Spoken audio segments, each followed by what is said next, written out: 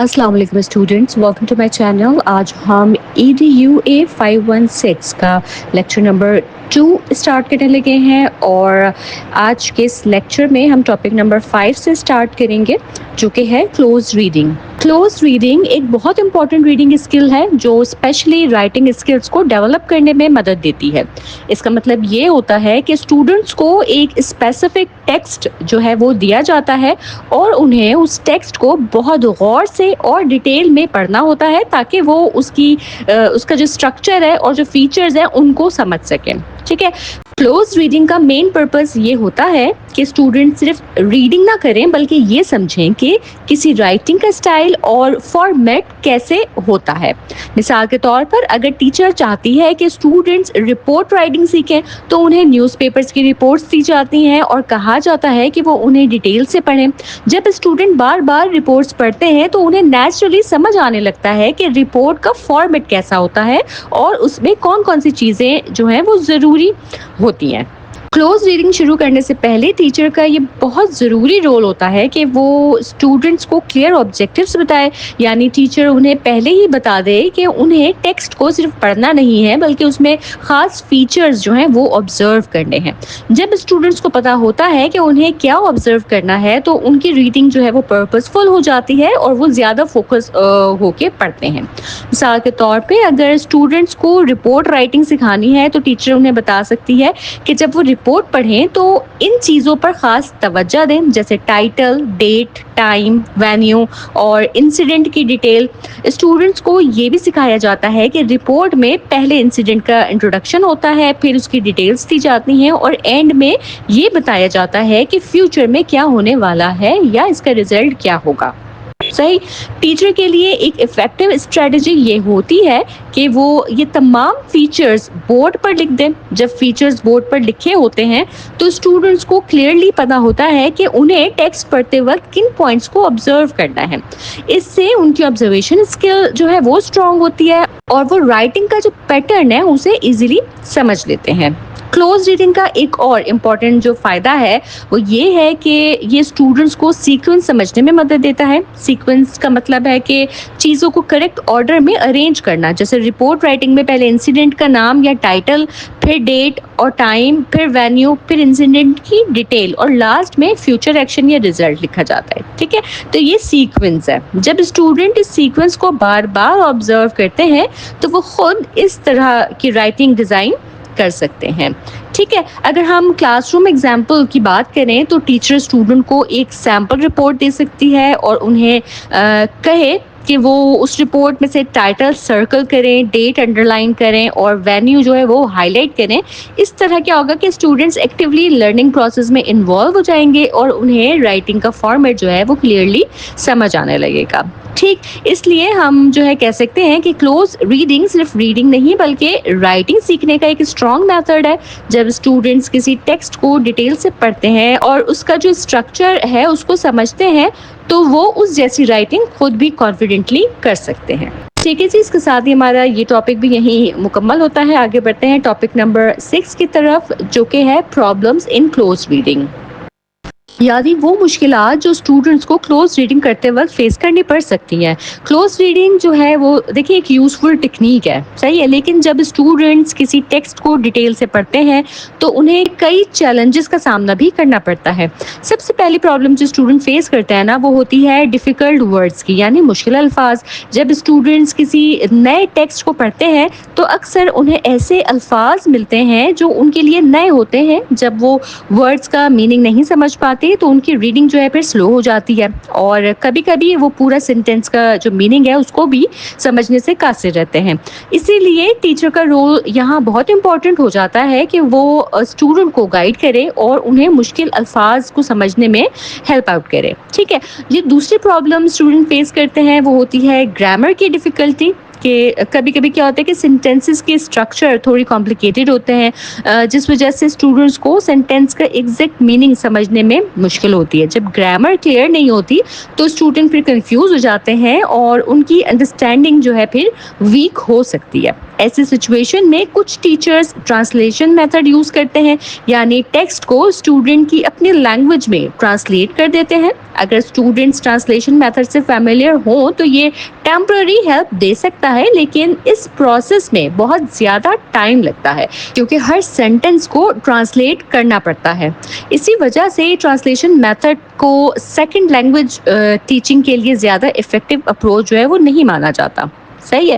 اس کے علاوہ ٹیچر جو ہے وہ ڈائریکٹ میتھڈ بھی یوز کر سکتی ہے جو کہ زیادہ افیکٹو ہوتا ہے. ڈائریکٹ میتھڈ میں کیا ہوتا ہے کہ ٹیچر ڈائریکٹلی انگلش ورڈز اور سینٹینسز کو ایکسپلین کرتی ہے بنا ٹرانسلیشن کے، جیسے پکچرز، گیسچرز اور ایگزامپلس کا یوز کر کے میننگ سمجھایا جاتا ہے. اس سے اسٹوڈنٹس لینگویج کو نیچرلی سیکھتے ہیں اور ان کی انڈرسٹینڈنگ جو ہے وہ اسٹرانگ ہوتی ہے. ٹھیک ہے. ایک اور یوزفل سولوشن جو ہے وہ یہ ہے کہ اسٹوڈنٹس کو ڈکشنری یوز کرنا سکھایا جائے. ڈکشنری اسٹوڈنٹس کو انڈیپینڈنٹ لرنر بناتی ہے کیونکہ جب وہ خود ورڈس کے میننگز جو ہیں وہ فائنڈ آؤٹ کرتے ہیں تو ان کی ووکیبلری اسٹرانگ ہوتی ہے. اس طرح سے ٹھیک ہے. اگر کلاس میں ٹائم کم ہو تو گروپ ورک کروایا جا سکتا ہے، جیسے اسٹوڈنٹس کو چھوٹے چھوٹے گروپس میں ڈیوائڈ کیا جا سکتا ہے اور ہر گروپ کو کچھ ڈیفیکلٹ ورڈز دیے جا سکتے ہیں تاکہ وہ ڈکشنری سے ان کا میننگ ڈھونڈیں. اس طرح ٹائم مینجمنٹ بھی امپروو ہوتی ہے اور لرننگ جو ہے وہ زیادہ ایفیشینٹ ہو جاتی ہے. ٹھیک ہے. اس لیے ہم کہہ سکتے ہیں کہ کلوز ریڈنگ کے دوران پرابلمس ضرور آتی ہیں، لیکن اگر ٹیچر صحیح اسٹریٹجیز جیسے ڈائریکٹ میتھڈ، ڈکشنری یوز اور گروپ ورک اپلائی کرے تو ان پرابلمس کو آسانی سے سالو کیا جا سکتا ہے اور اسٹوڈنٹس کی لرننگ پروسیس جو ہے وہ اسموتھ ہو جاتی ہے. ٹھیک ہے جی. اس کے ساتھ ہی ہمارا ٹاپک نمبر 6 بھی یہاں مکمل ہوتا ہے. آگے بڑھتے ہیں ٹاپک 7 کی طرف. ٹاپک 7 میں ہم کلوز ریڈنگ کو فردر کنٹینیو کرتے ہیں اور اس ٹاپک میں ہم ان امپورٹنٹ فیکٹرز کو سمجھیں گے جو کلوز ریڈنگ کو افیکٹو بناتے ہیں. کلوز ریڈنگ جو ہے صرف ٹیکسٹ کو ڈیٹیل سے پڑھنا ہی اس کا پرپز نہیں ہے. ٹھیک ہے. بلکہ اس کے اندر چھپی ہوئی جو میننگز ہیں نا ان کو سمجھنا جو ہے وہ بہت ضروری ہے. کلوز ریڈنگ میں 3 بہت امپورٹنٹ فیکٹرز ہوتے ہیں جو کہ ہیں لٹرل میننگ، انفرنس اور کانٹیکسچوئل میننگ. اگر اسٹوڈنٹ جو ہے وہ ان تینوں چیزوں کو سمجھ جائے، ان تینوں فیکٹرز کو اچھے سے انڈرسٹینڈ کر لے تو اس کی جو ریڈنگ اور انڈرسٹینڈنگ ہے وہ بہت زیادہ اسٹرانگ ہو جاتی ہے. ٹھیک ہے. تو سب سے جو پہلا فیکٹر ہے لٹرل میننگ، اس کو دیکھتے ہیں کہ لٹرل میننگ کا مطلب ہوتا ہے جو میننگ ٹیکسٹ میں سیدھا سیدھا لکھا ہوتا ہے. یہ یوزلی پرائمری لیول کے اسٹوڈنٹ کے لیے یوز ہوتا ہے کیونکہ چھوٹے بچے ابھی لینگویج سیکھ رہے ہوتے ہیں اور انہیں سمپل اور ڈائریکٹ میننگ سمجھانے کی پریکٹس دی جا رہی ہوتی ہے. صحیح ہے. جیسے اگر sentence who the boy is playing in the park تو اس کا لٹرل میننگ یہ ہوگا کہ ایک لڑکا جو ہے وہ پارک میں کھیل رہا ہے. اس میں کوئی ہڈن میننگ نہیں ہوتا، صرف وہی میننگ ہوتا ہے جو سینٹینس میں کلیئرلی لکھا ہوتا ہے. ٹھیک ہے. دوسرا امپورٹنٹ جو فیکٹر ہے وہ ہے انفرنس. انفرنس کا مطلب ہوتا ہے وہ میننگ جو ڈائریکٹلی لکھا نہیں ہوتا لیکن ہم اپنی انڈرسٹینڈنگ سے گیس کرتے ہیں. یہ skill usually advanced level student کے لیے جو ہے وہ زیادہ سوٹیبل ہوتی ہے. مثال کے طور پر اگر sentence who it is a good day تو اس کا لٹرل میننگ تو صرف یہ ہے کہ دن اچھا ہے، لیکن انفرنس یہ ہو سکتا ہے کہ شاید اس دن کوئی پلیزنٹ ایکسپیرینس، کوئی خوشی کا موقع یا کوئی اچھی ایکٹیویٹی ہوئی ہو. صحیح ہے. تو وہ اس کی ہڈن میننگ میں آ رہا ہے، یعنی انفرنس میں ہم ہڈن میننگ کو سمجھنے کی کوشش کرتے ہیں. ٹھیک ہے. آئی ہوپ کلیئر ہو رہی ہوگی آپ کو یہ بات. ٹھیک ہے. تھرڈ جو فیکٹر آ جاتا ہے وہ ہے کانٹیکسچوئل میننگ کا. کانٹیکسچوئل میننگ کا مطلب ہوتا ہے وہ میننگ جو کسی پرٹیکولر سچویشن یا کانٹیکسٹ کے مطابق سمجھ آتے ہیں. کبھی ٹیکسٹ کا اصل میننگ جو ہے نا وہ اس کے بیک گراؤنڈ کے سچویشن سے ریلیٹڈ ہوتا ہے. مثال کے طور پر اگر کسی اسٹوری میں لکھا ہو the classroom was silent تو کانٹیکسچوئل میننگ یہ ہو سکتا ہے کہ شاید ٹیچر کلاس میں انٹر ہوئی ہے یا اسٹوڈنٹس جو ہیں وہ ٹیسٹ دے رہے ہوں. یعنی کانٹیکسٹ کے بنا پورا میننگ سمجھنا جو ہے وہ مشکل ہو جاتا ہے. ٹھیک ہے. تو یہ کانٹیکسچوئل میننگ ہو جاتا ہے. یہاں ایک اور امپورٹنٹ بات جو ہے وہ یہ ہے کہ کلوز ریڈنگ جو ہے وہ ہمیشہ لمیٹڈ ہوتی ہے اور ایک پرٹیکولر ٹاپک پر فوکس کرتی ہے. اس کا مطلب یہ نہیں کہ پوری بک کو ڈیٹیل سے پڑھنا ہے بلکہ ایک اسپیسیفک ٹیکسٹ کو سلیکٹ کر کے اس کی ڈیٹیل سمجھنی ہوتی ہے. ٹھیک ہے. ٹیچر کا جو رول ہے اس پروسیس میں وہ بہت امپورٹنٹ ہوتا ہے. ٹیچر کو ہمیشہ کلیئر انسٹرکشنز دینی چاہیے تاکہ اسٹوڈنٹس کو پتہ ہو کہ انہیں ٹیکسٹ پڑھتے وقت کس چیز پر فوکس کرنا ہے. کیا انہیں لٹرل میننگ کو ڈھونڈنا ہے, انفرنس کرنا ہے, یا کانٹیکسچوئل میننگ سمجھنا ہے. جب انسٹرکشنز کلیئر ہوتی ہیں تو اسٹوڈنٹس جو ہیں وہ پھر کنفیوز نہیں ہوتے اور ان کی جو لرننگ ہے وہ زیادہ افیکٹو ہوتی ہے. ٹھیک ہے. تو دیکھیں کلوز ریڈنگ جو ہے نا وہ ایک پاورفل اسکل ہے جو اسٹوڈنٹ کو صرف ریڈنگ ہی نہیں بلکہ ڈیپ انڈرسٹینڈنگ اور کریٹیکل تھنکنگ بھی سکھاتی ہے.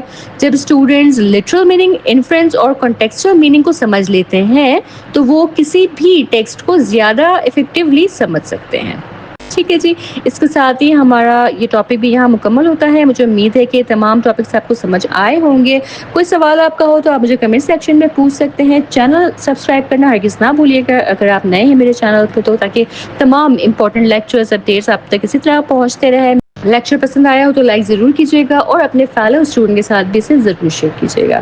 انشاءاللہ تعالیٰ میں اپنی نیکسٹ ویڈیو کے ساتھ جلد حاضر ہوں گی. تب تک آپ سب اپنا بہت خیال رکھیے گا. اللہ حافظ.